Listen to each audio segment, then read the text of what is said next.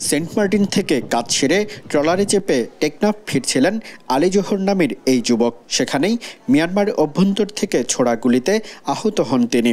আলী জোহর জানাচ্ছিলেন, যারা গুলি ছুড়েছেন তারাও কাঠের ট্রলারে ছিলেন।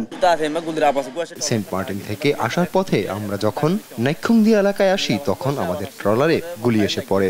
যারা গুলি করছিল তারাও দূরে ট্রলারে ছিল। এরপর আমার পায়ে গুলি এসে পড়লে আমি আর কিছু জানি না। স্থানীয় বেশ কয়েকটি সূত্র বলছে, গুলি ছোড়া এলাকাটি এখন সেদেশের বিদ্রোহী গোষ্ঠীর নিয়ন্ত্রণে এবং বাংলাদেশি ট্রলারের উপর গুলি ছোড়ার ঘটনাও ঘটিয়েছে তারা। এদিকে গেল এক সপ্তাহেরও বেশি সময় ধরে টেকনাফের নাপনদ ও সেন্ট মার্টিনের অদূরে মিয়ানমার সীমান্তে অবস্থান করছে এমন কয়েকটি জাহাজ। সেন্ট মার্টিনের স্থানীয়রা জানান, এমন জাহাজ তারা আগে কখনো দেখেননি। তাদের দাবি, এসব জাহাজ থেকে গোলা ছোড়া হয় মিয়ানমারের দিকে। মায়ানমারের জাহাজগুলো দেখা যাচ্ছে আগে কোনো সময় দেখি নাই, এই যে এবারে দেখতেছি।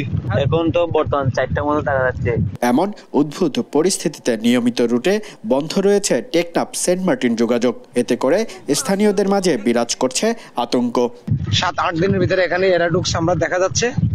আর এই জাহাজগুলি আমাদের ওখানে টেকনাফ থেকে আমরা যাইতে গেলে আমাদের অনেক বই লাগে। সীমান্ত রক্ষায় থাকা বিজিবি ও কোস্টগার্ড এ বিষয়ে কথা না বললেও জেলা প্রশাসন বলছে, পার্শ্ববর্তী দেশে যেহেতু যুদ্ধ অবস্থা চলছে তাই এদেশের নাগরিকদের নিরাপত্তায় আপাতত বিকল্প পথ করা হয়েছে সেন্ট মার্টিন যোগাযোগে। এই যুদ্ধ অবস্থার জন্য কিন্তু সিকিউরিটি কনসার্নে আমাদের মানুষের নাগরিকের জীবনের চেয়ে বড় কিছু নেই আমাদের কাছে। সবচেয়ে ইম্পর্টেন্ট তাদের কথা চিন্তা করে এমনটি করছি আমরা।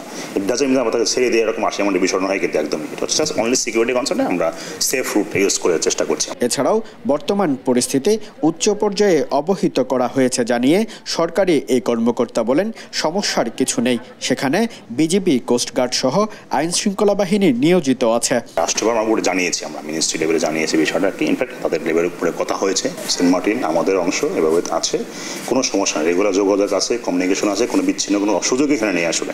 এক সপ্তাহেরও বেশি সময় ধরে বন্ধ থাকার পর কক্সবাজার ও টেকনাফের বিকল্প পথ দিয়ে গেল বৃহস্পতিবার থেকে যাতায়াত ও মালামাল নেওয়া শুরু হয়েছে সেন্ট মার্টিনে। সৌরভ দেব, দেশ টিভি, কক্সবাজার।